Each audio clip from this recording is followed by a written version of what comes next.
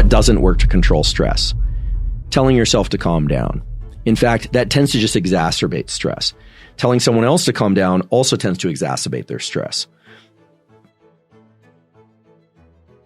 It's very important that people take control of their mind and their body in a way that allows themselves to calm down.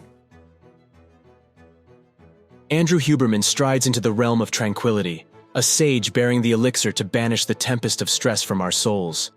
If you're in motion in the morning or in the afternoon and you need to keep going, you need to keep studying, you need to drive to the airport to pick someone up and you're exhausted, please don't drive if you're really, really exhausted, but inhale emphasized breathing. Making your inhales just a little bit longer or more vigorous than your exhales will speed up your heart rate and will make you more alert.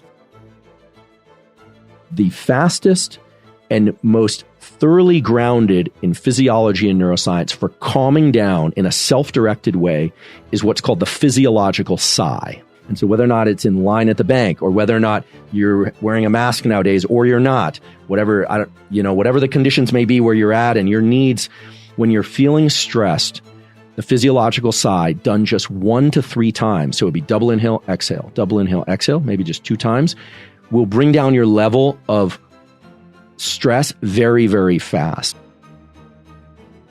Okay, so the limbic system are these areas deep in the brain. Limbic literally means edge. They're near the edge of the brain. And when we're stressed, there's a lot of activity in these brain regions. If you want your heart to beat faster, inhale longer, inhale more vigorously than your exhales. If you want to calm down quickly, you need to make your exhales longer and or more vigorous than your inhales. Now, the reason this is so attractive as a tool for controlling stress is that it works in real time. This doesn't involve a practice that you have to go and sit there and do anything separate from life. With a calm demeanor, he imparts the sacred skill that ignites the fires of motivation, an ancient secret to steer us through the stormy seas of life. People are so overactivated. They're in this alertness, hyper alert stress for so long that eventually they kind of crash into the over fatigue stress. Double inhale, followed by an exhale, we know is the fastest real-time tool for taking one's state of alertness down. One of the best things you can do to try and avoid getting depressed is to learn to control your stress system, to not go from short-term stress, which everybody experiences. We all have short-term stressors, to medium-term stress, to long-term stress, and to not have too many bouts of long-term stress because that probability of getting depressed goes way, way up. To understand in what kind of stress they're dealing with. Are you exhausted and having a hard time getting your energy up? Or is your energy too high and you're having a hard time getting your energy down? Because the solutions to those are often quite different. When you're really stressed on the hyper alert side, it seems like the world is going very slowly. You're going to, just knowing that and knowing that it's likely that you're going to feel impatient and if the world is moving much too slow. So there's that. And then when we are fatigued, it seems like the world is going really fast. Okay. And so for people who are exhausted, everything feels overwhelming. Now, of course, the rate that things are actually moving in the world is the same, but the perception is that it's just too much and we can't cope.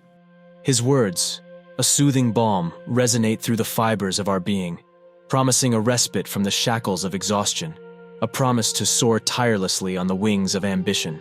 How we're not sleeping well, we're not sleeping at the right times, we're not sleeping enough, to the point where people now have sleep anxiety. If they can't sleep well for a night, they're feeling overwhelmed by that, and it's sort of now they're stressed about not being able to sleep, which is making it harder to sleep, etc. I really want to focus on what we can do to anchor these systems properly. So let's think about what happens when we do this correctly and how to do it correctly. When we wake up, our eyes open. Now, if we're in a dark room, there isn't enough light to trigger the correct timing of this cortisol, melatonin thing, these rhythms. You might say, well, why won't any light do it? Well, it turns out that these neurons in our eye that set the circadian clock and then allow our circadian clock to set all the clocks of all the cells and organs and tissues of our body responds best to a particular quality of light and amount of light. And those are the qualities of light and amount of light that come from sunlight. Let's take the hallmark of the stress response. The heart starts beating faster. Blood is shuttled to the big muscles of the body to move you away from whatever it is the stressor is, or just make you feel like you need to move or talk. Your face goes flushed, etc. Heart rate, many of us feel, is involuntary, just kind of functions whether or not we're moving fast or moving slow. If you think about it, it's not really purely autonomic, because you can speed up your heart rate by running, or you can slow it down by slowing down by your run. You can move to a walk or lie down, but that's indirect control. There is, however, a way in which you can breathe that directly controls your heart rate through the interactions between the sympathetic and the parasympathetic nervous system. As the world listens, Andrew Huberman's voice becomes a beacon of hope, guiding us to reclaim our vitality within the narrow corridor of less than 3 weeks. It's when you're feeling overwhelmed and fatigued. There are two ways to approach that. First is the kind of foundation of fatigue, which is almost always poor sleep and scheduling of sleep. Getting better at sleeping is a whole set of practices. But sleep is a slow tool. It's not a real-time tool, because if you're feeling exhausted and you have to get up and have your day, deal with children, deal with work, deal with life, we can talk about how to get better at sleeping. But in real time, what you want to do is you want to bring more alertness into the system. Focus and alertness. When you inhale more vigorously or longer, you're speeding up your heart rate. This actually, there's a name for it in the medical community, but the important thing to understand is as you inhale, you're sending a neural signal to your heart to speed up. Now, many of you have probably heard about cortisol in relation to stress. And indeed, as we go through our day and our life, different stressors, different events happen in our life that make us feel more alert. Some of the more stressful ones might be looking at your credit card bill and seeing what seems to be a fraudulent charge, or looking at your phone and suddenly seeing a text that something you thought was going to happen at a particular time is not going to happen, or you're running late. Those will tend to increase norepinephrine and epinephrine and adrenaline in your system. And if they're severe enough, you'll start getting some pulses of cortisol released from your adrenals throughout the day. But there's this normal, healthy, rising tide of cortisol that happens early in the day. And I say healthy because it wakes you up. It makes you feel alert. It makes you feel able to move and wanting to move and to go out your day for work, for exercise, for school, for social relations, etc. So when you wake up in the morning is when that cortisol pulse takes off. Within this journey to wellness unfolds a tapestry of transformation, an invitation for us all to embrace the rituals of the elite, to cultivate a life beyond the ordinary. The physiological side was discovered in the 30s. It's now been explored at the neurobiological level and mechanistically in far more detail by Jack Feldman's lab at UCLA, also Mark Krasno's lab at Stanford. And the physiological sigh is something that humans and animals do anytime they are about to fall asleep. You also do it throughout sleep from time to time when carbon dioxide, which we'll talk about in a moment, builds up too much in your system.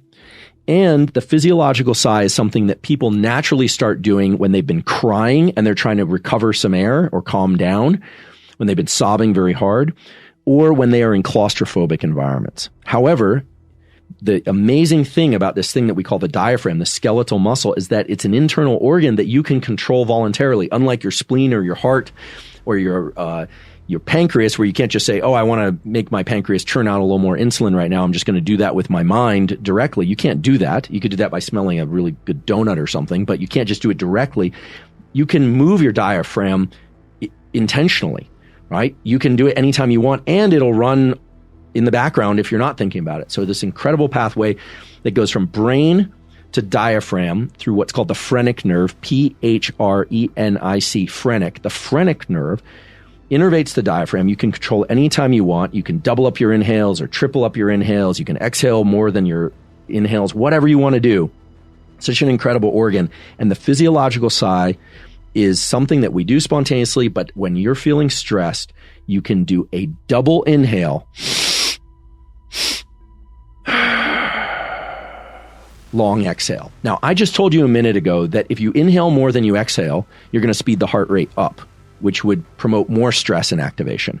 Now I'm telling you to do a double inhale exhale in order to calm down. And the reason is the double inhale, exhale, which is the physiological sigh, takes advantage of the fact that when we do a double inhale, even if the second inhale is sneaking in just a tiny bit more air, because it's kind of hard to get two deep inhales back to back. You do big deep inhale and then another little one sneaking it in.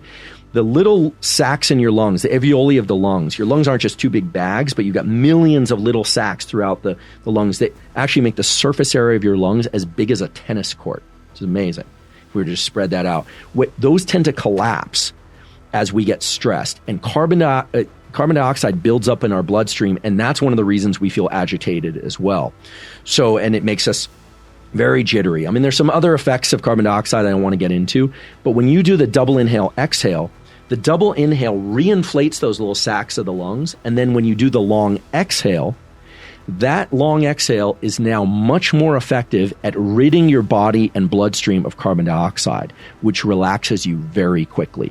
The spotlight narrows on Andrew Huberman, a modern alchemist, revealing the elixir to reverse the aging clock, to dance to the rhythm of eternal youth. I'm certain there are going to be people out there listening to this saying, wait a second, the yogis and the yogic community has been talking about this for centuries. What are you doing? You know, this is just a recasting of what we already know. I agree.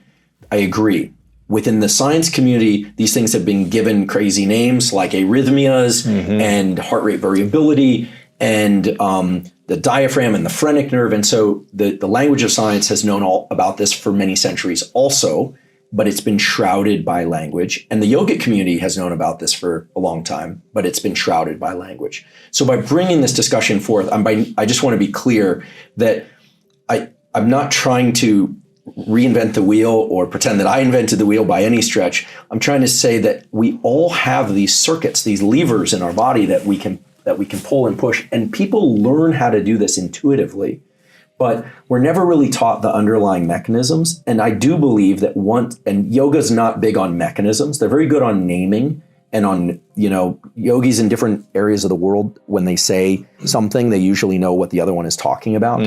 Scientists do as well. But mechanism, if people can just understand a little bit about why the heart slows down when you exhale more than you inhale, or why the heart speeds up when you inhale more than you exhale. I do believe that having that knowledge in the mind allows people in a moment of stress to say, oh, I understand what's happening to me, and therefore I should go to this particular tool. In this age of weary hearts and tired souls, Andrew Huberman stands as a shepherd, leading us to a pasture where stress is but a distant memory and vitality flows boundlessly. An important note about the physiological sigh or exhale emphasized breathing for lowering the stress response. Many people worry that their heart rate does not come down fast enough. I want to tell you, you do not want your heart rate to reduce very fast. There's actually something called the vasovagal response, where people will stand up or they'll get up in the middle of the night to use the bathroom, and then all of a sudden they'll collapse, they'll faint.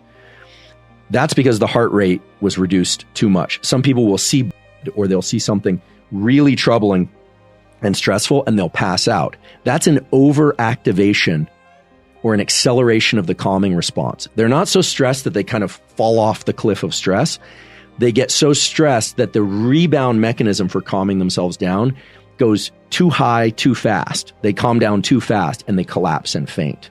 And so be aware that if you're going to use the physiological sigh or exhale emphasized breathing to calm down, that your heart rate will take about 20 to 30 seconds to come down to baseline. And you may need to repeat the physiological sigh a few times. So that's an important note about the use of breathing to control levels of stress. My preference is always to work out as early in the day as possible.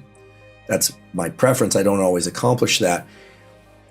People should also know that if you work out at the same time for 3 or 4 days, your body builds in an anticipatory circuit. You will feel an energy increase a few minutes before that workout. So if you are working out at 10 p.m. at night and you're finding it hard to go to sleep, if you can shift that workout earlier in the day, you will soon become a morning person. It might not be this as natural as somebody who naturally wakes up at 4:30 or 5 in the morning, but let's say you want to get on an earlier schedule, you want to get that morning light, but also force yourself to work out in the morning. And then by the second or third day of doing that, you will start to feel more alert as you arrive to the workout because there are these anticipatory circuits. As far as I am aware of, the best tools to reduce stress quickly, so-called real-time tools, are going to be tools that have a direct line to the so-called autonomic nervous system. The autonomic nervous system is a name given to the kind of general features of alertness or calmness in the body. Typically, it means automatic, although we do have some control over it at certain what so-called levers or entry points. Here's what doesn't work to control stress: telling yourself to calm down. In fact, that tends to just exacerbate stress. Telling someone else to calm down also tends to exacerbate their stress. If you want to reduce the magnitude of the stress response, the best thing you can do is activate the other system in the body, which is designed for calming and relaxation. And that system is called the parasympathetic nervous system. Because as I mentioned before, the neurons that control stress run from about your neck to your navel. The parasympathetic neurons, para just means near, exist they are some of the cranial nerves. So it's kind of neck and lower brain stem, kind of back of the brain and in the neck and in the pelvic area.